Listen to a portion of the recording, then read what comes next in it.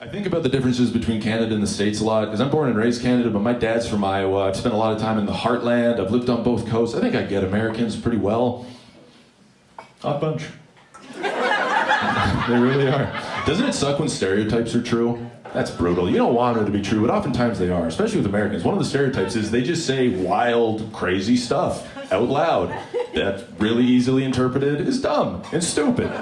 You don't want it to be true, but it's true. Not long ago, I'm talking to an American, he found out I'm Canadian, and immediately he was like, whoa, were the Backstreet Boys popular? That's the first thing you wanted to know about a foreign country? Were the Backstreet Boys popular? Yes, they were popular. Have you ever heard I Want It That Way? It's a masterpiece, yes. Nick Carter with the golden bowl cut. You had AJ, you got Brian. The two other guys that were hanging out there too, they were phenomenal. The world exists beyond you, that's always the thing. It's always been that way. When I was 12, we lived in Minnesota for a year. I wish this was a joke, but it's not. The first interaction I had with kids my age, I had to introduce myself to the class, so I did, and they're just looking at me like astonished, dumbfounded. Just like... The first question I got asked by a kid my age, how do you speak English so good? What? How do I speak English so good? How do you speak it so poorly, you little freak? What are you talking about?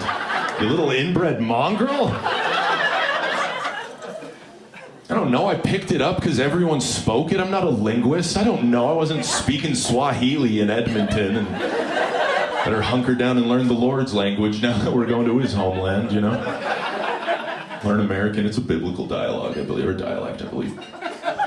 Don't worry about it, guys, I'm a historian. We'll get into it later. We can always cut that from the album. It's no big deal. Editing's a hell of a thing.